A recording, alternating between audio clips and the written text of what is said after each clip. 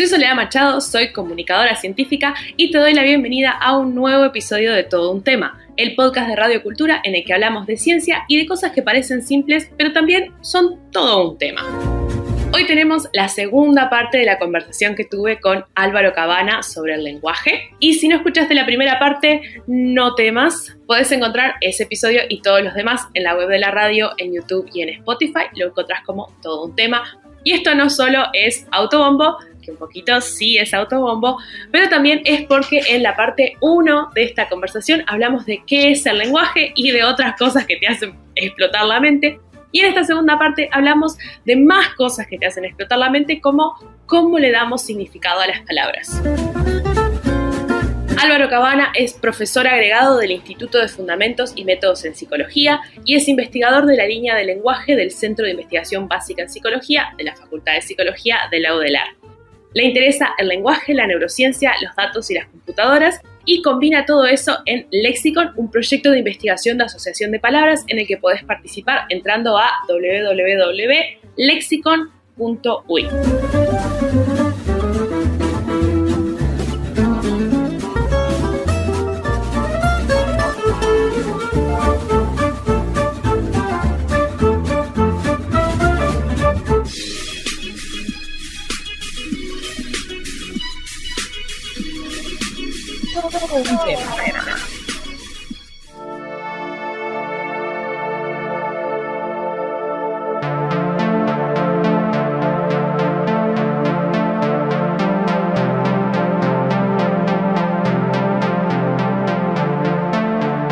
Bueno, Álvaro, bienvenido de vuelta. Muchas gracias. ¿Cómo estás? Gracias. Estoy muy contento de poder hablar de una de las cosas que me obsesiona, que es el lenguaje. Yo te voy a tirar la sugerencia acá. Yo creo que vos tenés que tener un podcast que se llame Hablando de Hablar. Te acompaño si querés, te sigo, bueno. Te doy like. No está porque nada bueno.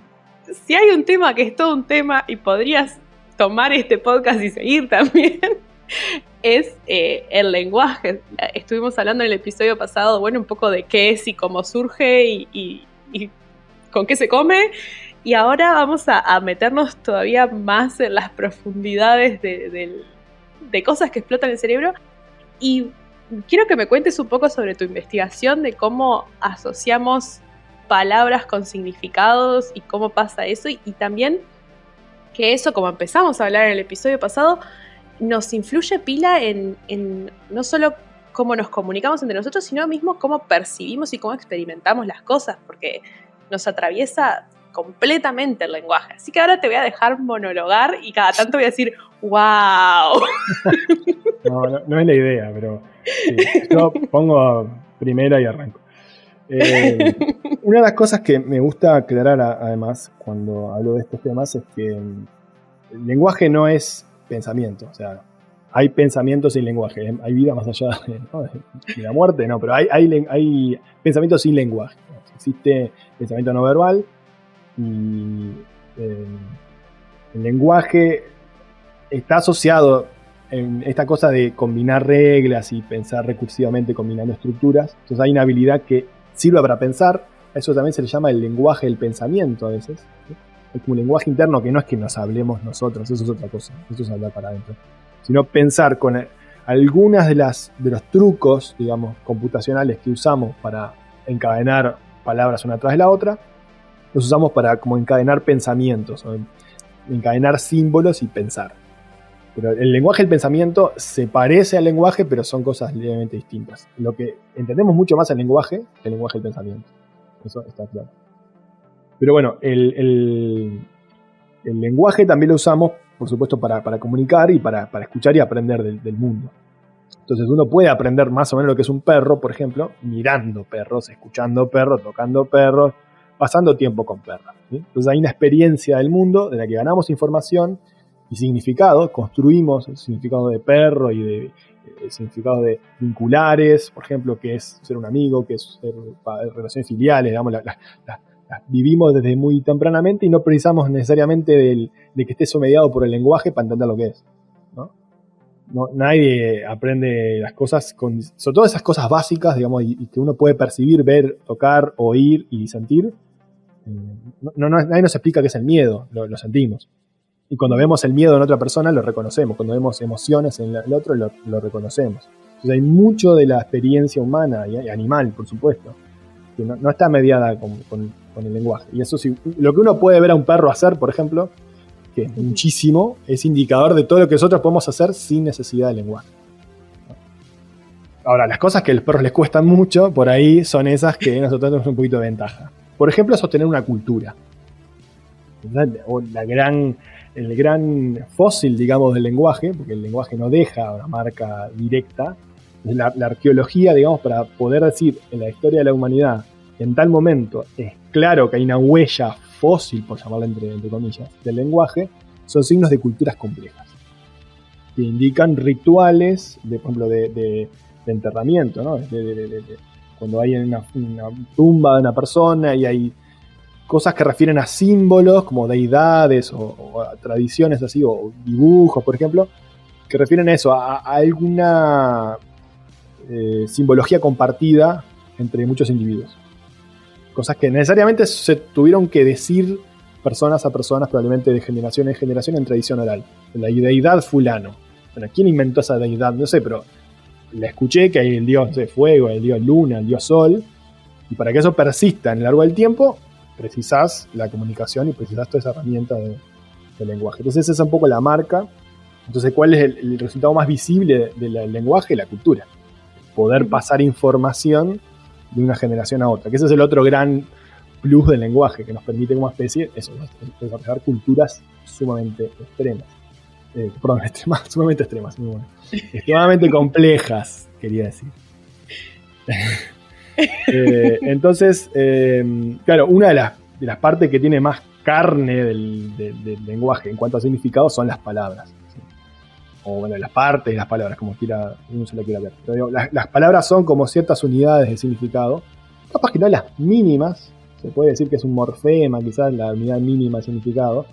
Por ejemplo, el perro, la palabra perro tiene significado perro, pero en realidad el per ya te lleva, por ejemplo, perro, perra, y a derivados como, bueno, son derivados o la otra palabra. Perruno y perrear. Perruno y perreo, exactamente. Sí, perruno y perreo, que algunos son más fáciles de construir. Significado de perruno, bueno, más o menos algo que tiene que ver con un perro, entonces uno tiene una idea compartida de lo que es un perro, que aparte es bastante común entre individuos y en culturas, ok, pero perreo ya tiene como un grado de complejidad extra, ¿no? Más rumbo a la metáfora. Entonces, capaz que alguien que la primera vez que escucha perreo no entiende muy bien lo que es, capaz que cuando ve a una persona perrear, ahí puede quizás hacer el clic, entonces diga, claro, qué buena descripción de estos movimientos, claro. ¿No? Este fenómeno. No es una colección de perros, es un conjunto de movimientos. Es, claro, un acto motor que se parece a cierto acto motor que hacen algunos perros, ¿sí? Bueno, acá hacen muchos perros. Ok, entendí, y por eso es una buena metáfora, y por eso también probablemente se use en parte por eso, porque la entendés al toque. Entonces, las unidades estas de significado son como eso, son como capsulitas que adquieren significado. Hay como unas unidades mínimas, que son estos morfemas, son como los átomos, si querés, de las palabras. Después hay unas reglas mínimas de composición que te permiten esos trucos de decir, perro, perreo, perruno, ¿sí? Perramente, etcétera, etcétera. Pero además, en el significado uno puede pensar que la definición del diccionario de perro tiene algunos de estos significados, pero hay otros que no. Por ejemplo, ¿por qué perro jugando al fútbol? Bueno, es una cosa metafórica que tiene que ver, no sé, supongo yo que imaginarte un perro intentando jugar al fútbol, supongo que viene de ahí. Pero después hay toda una historia que no es tan de diccionario, pero también es significado, que tiene que ver con las emociones, por ejemplo. Entonces hay palabras que son tabú, que tienen un contenido más fuerte. Entonces ahí a todas esas palabras que no voy a repetir ahora, pero que significan, por ejemplo, pene, todas las palabras que refieren al pene, por decir algo que tiene mucho poder emotivo, visual, visceral, es como uno le activan esas palabras, que se usan cuando uno quiere insultar a algo o a alguien o hablar mal de algo, por ejemplo. Entonces el médico quizás no diga esas palabras, o yo ahora estoy evitando para cuidar, ¿no?, a los oyentes de una exposición innecesaria, ¿Por qué? ¿Por qué nos cuidamos de eso? Bueno, porque tiene cierto grado de shock, ¿no? Nos choca, en ciertos contextos no la esperamos. Y capaz que en un contexto más familiar, ningún adulto al menos se va a sonrojar por esas palabras. Entonces hay una dimensión que es muy interesante, que es eso que tiene que ver con la emoción o con cómo nos afecta en un contexto determinado ciertas palabras. Siempre recuerdo a Mirta Legrand insultando fuera de cámaras, pero alguien me estaba filmando, que dijo unas palabras totalmente triviales, pero que como venían de Mirta Legrand, producían un choque así, una reacción termonuclear, como que ningún argentino insultando, pienso en Gerardo Romano, muy por creativos. Ejemplo. Gerardo Romano insultando no se compara con Mirta Legrand diciendo 3 palabras sencillas, pero que, ¿no? Entonces el contexto también juega ahí un rol importante. Entonces, ¿a qué voy con esto? Que lo que significaba las palabras es algo medio construido, en parte por el significado intrínseco y el contexto y quién lo dice, y no, hay un investigador muy influyente en las ciencias cognitivas, recientemente fallecido, Jeffrey Hellman, muy influyente también ahora en el tema de estas redes neuronales, es un psicólogo cognitivo, que tiene un artículo que me gusta mucho, que es algo así como compara al léxico, un registro fósil, donde están los huesos del dinosaurio, pero no está el dinosaurio. Es como que están los restos, está lo que queda, pero no existe el léxico en sí, no existe como un almacén de significados de palabras. Uno piensa, ¿cómo almacenamos las palabras? No es un diccionario, tampoco es un lugar donde uno pueda decir ¿qué es perro? Y aparezca solo una información, de una idea de un perro, una imagen. Eso está definitivamente, cuando pensamos en una palabra se activa varias cosas nos pasan, pero pensamos, si es algo que podemos ver y tocar y oír, se nos activan esas representaciones, pensamos o vemos de alguna manera con el ojo de nuestra mente, vemos el perro, pero además eso es sensible al contexto, depende de lo que vimos antes, el contexto, si está en una oración, tratamos de hacer esa integración bastante rápido, entonces podemos mover un poco de costado qué es exactamente lo que estamos pensando cuando viene perro, según el contexto de la oración. Entonces, también nuestro léxico, nuestro significado de las palabras depende un poco eso, del momento. Se calcula como el momento. Ahí, perro en esa oración significa algo capaz que levemente distinto que el perro genérico que tenemos, que también existe. Y en palabras abstractas, por ejemplo, que es libertad, suponete, ahí quizás depende más de la experiencia lingüística, ¿sí? De cuánto hemos hablado de libertad, porque es algo que uno no puede ver, ni tocar, ni oír libertad. Podría sentir, alguien podría decir, ok, justo libertad, capaz que no es la mejor palabra, pero hay palabras que, qué sé yo, totalmente abstracta, difícil de imaginar. Bueno, la música... Abnegación, ahí va, abnegación, abnegado. Aparte que es de baja frecuencia, ¿no? Pero podría ser, abnegación, ¿sí? Bueno, o fideicomiso, ¿no? Claramente, ¿no? Cosas así que son técnicas que uno adquiere esos significados por exposición, por haberlos escuchado y tratar de, puramente casi que por el contexto, sin guiarse de nada que uno pueda ver, sentir, tocar o leer, así, sentir con el cuerpo, estamos construyendo el significado de esa palabra. Entonces, eso también es lo que viene después en el orden de aprender las palabras. Uno aprende las palabras en los bebés. Esto está estudiado poniéndole cámaras, por ejemplo, a los bebés en la frente. A ver, ¿qué está viendo el bebé? ¿Qué está viendo el nenito cuando dice tal palabra? Y bueno, está viendo ese objeto, lo ve, ¿sí? Entonces aprendemos las palabras que estamos viendo, de los objetos que podemos agarrar cuando empezamos a agarrar objetos.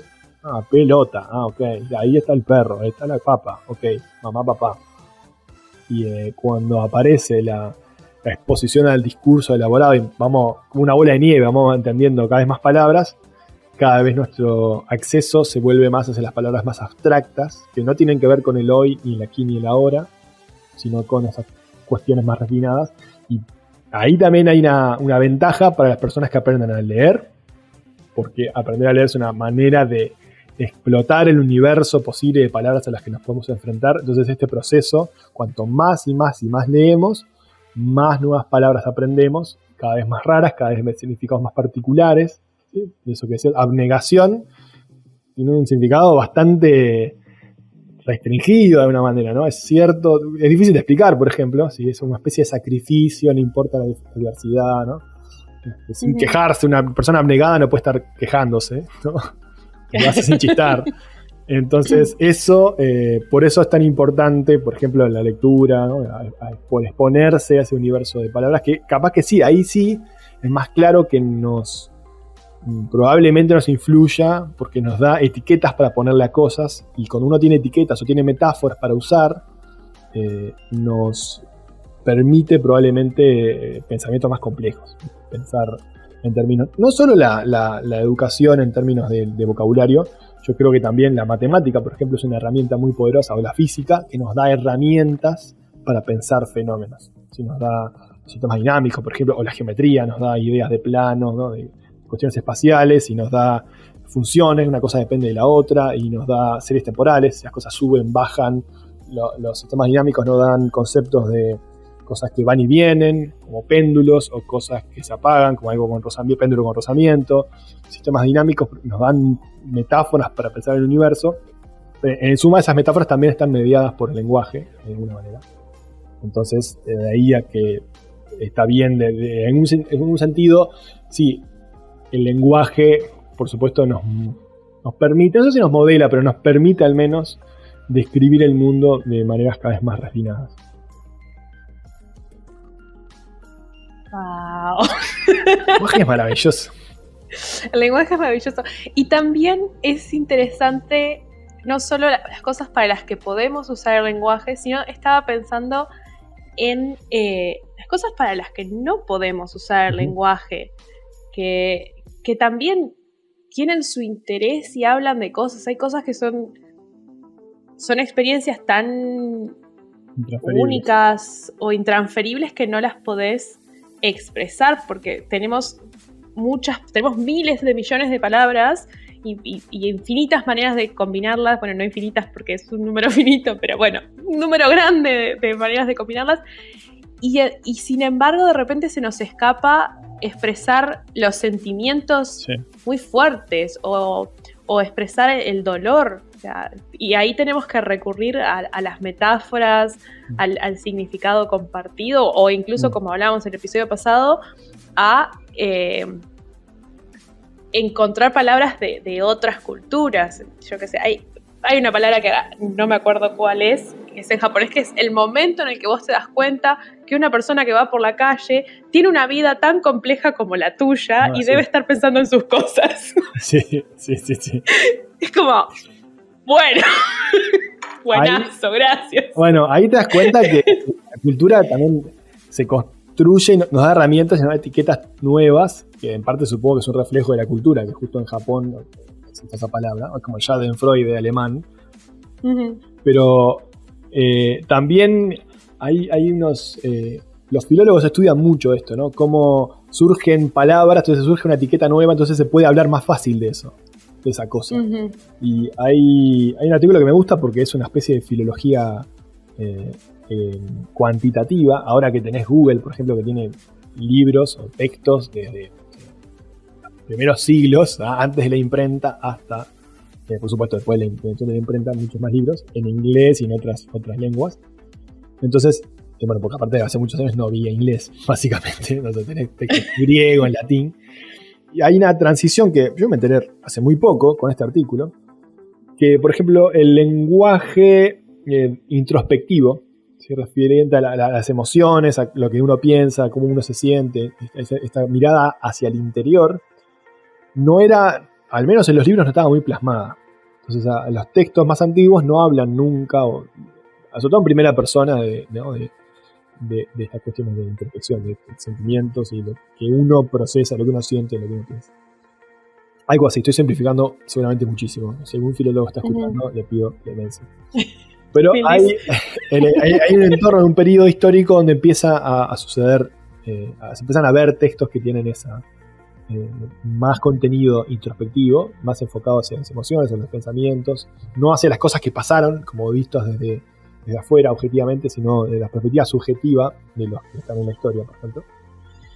Y eso se puede cuantificar, y bueno, hay un trabajo que muestra efectivamente que esta cosa cualitativa que se observaba, se ve cuantitativamente analizando qué tipos de palabras aparecen asociadas en qué tipo de textos a lo largo del tiempo.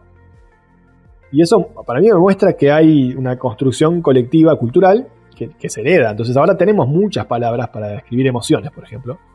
Entonces habrá cada cultura que tiene más fina ese sistema de etiquetas. En el fondo es como con los colores. Entonces esa comparación trivial que decís, los hombres conocen 5 etiquetas, esto azul, rojo, verde, amarillo, negro y blanco. Los 12 en la caja de Faber. Claro, y ya me cuesta 12. Los 6 te los nombro al toque. Ya en las 12 empezás, este es verde oscuro, este es verde claro, ya no es, ¿no? Y en general, esto es otro patrón grande, las mujeres, grandes en general, por supuesto hay mucha variabilidad interna, pero las mujeres suelen tener más etiquetas. Dice, esto es un púrpura, esto es un punzó, esto es un, salmón, ¿sí? Estoy exagerando, pero coral, claro, esto es hueso. No es todo gris y blanco, esto es hueso, esto es perla, ¿no? Y hay investigación, hay evidencia empírica de eso, es así. Hay un estudio de los colores, empezó por un chiste en internet, hay una tira para los nerds, la conocemos muy bien, que se llama xkcd.com. Y ahí se colgó este tipo al hacer una encuesta. Entonces en la encuesta te aparecía un color en la pantalla, un cuadrado de un color, y vos tenés que ponerle nombre a ese color.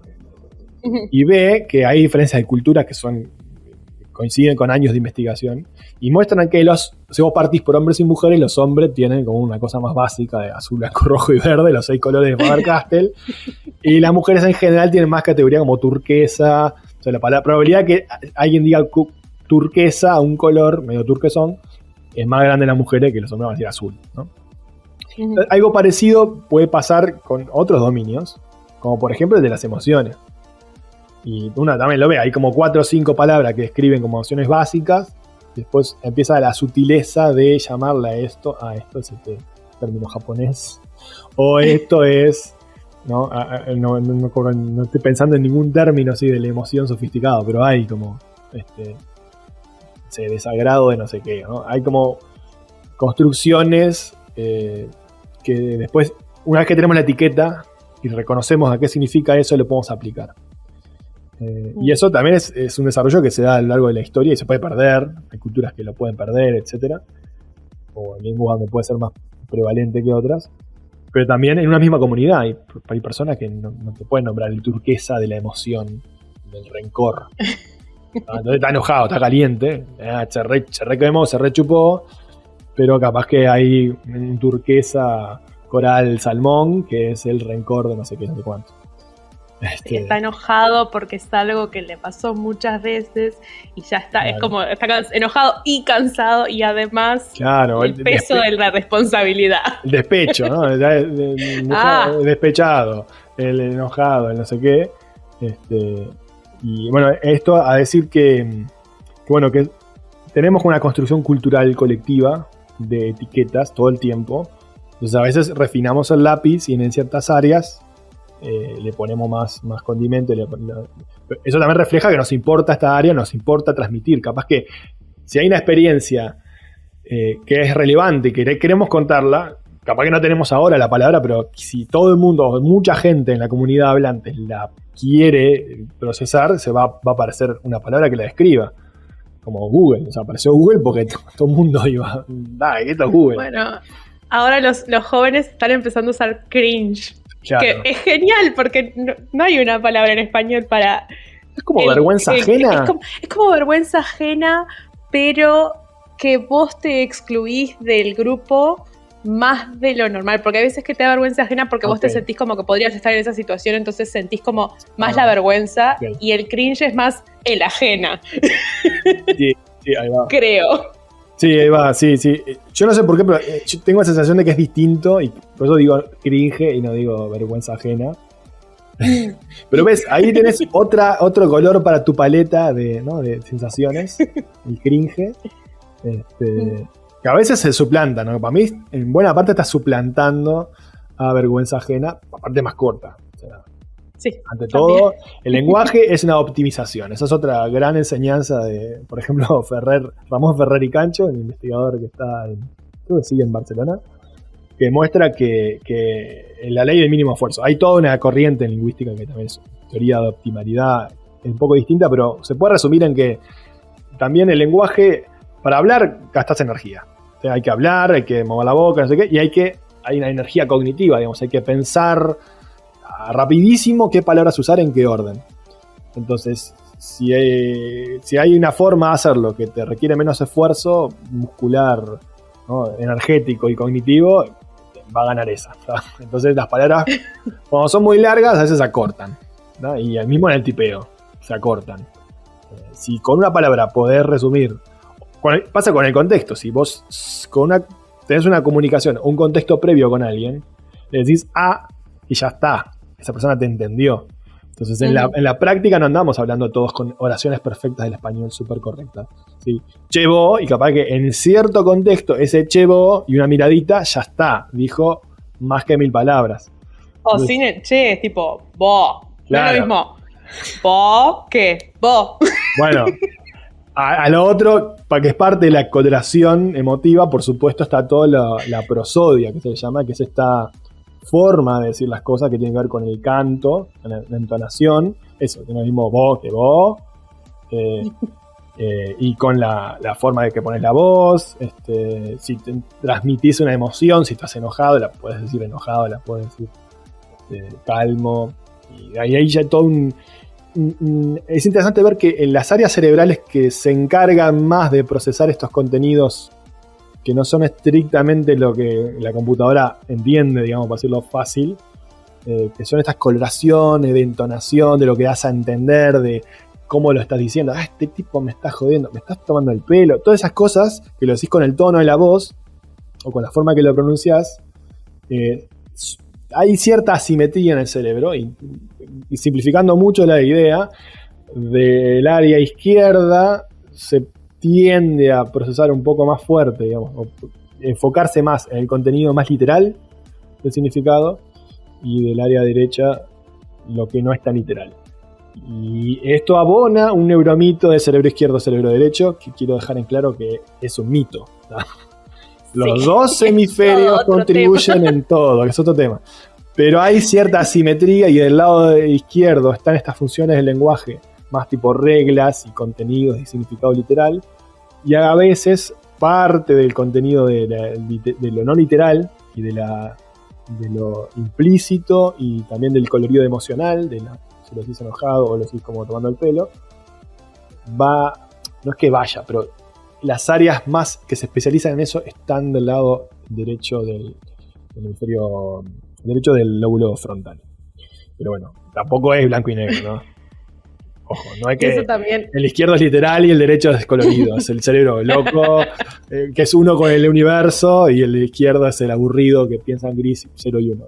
No, vamos a calmarnos. Es todo un cerebro. Exacto. Una persona, un cerebro, y a veces discutible. Bueno. Y ahora, lamentablemente, en función de la eficiencia, voy a tener que usar una palabra corta como milis una vez más. El tiempo es tirano y yo seguiría hablando eternamente porque me parece tremendamente interesante. Así que solo me queda agradecerte e invitarte a que tengas ese podcast de Hablando de Hablar con Álvaro Cabana. Y amigo, porque tengo una cantidad de gente a la que puedo invitar a charlar de estos temas. Yo creo que da para un neuropodcast así de neuronas y viajes. Me gustó, lo voy a anotar. Dale.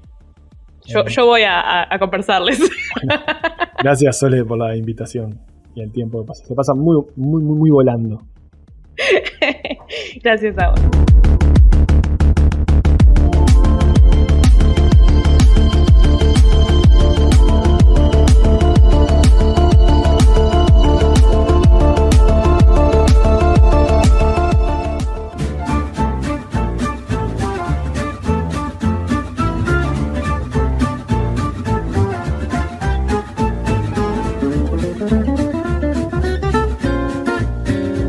Muchas gracias por escuchar este episodio de Todo un Tema. Podés encontrar este y el resto de los episodios en la web de Medios Públicos, en YouTube y también en Spotify.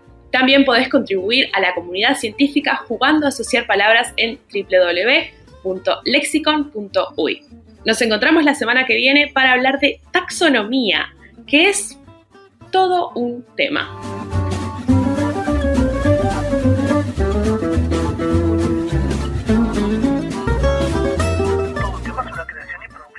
Machado y Magnus, guión y voz de Soledad Machado, edición de audio, asistencia de guión y voces adicionales por Magnus. Colaboraciones de ñomos científicos anónimos también ayudan a este podcast. Ningún Romualdo Ernesto Lombardi Gutiérrez fue herido en la realización de este podcast. Se trata de un hombre ficticio y nos disculpamos sinceramente si existe tal persona y se dedica a la ciencia y está todo el día encerrado en el laboratorio.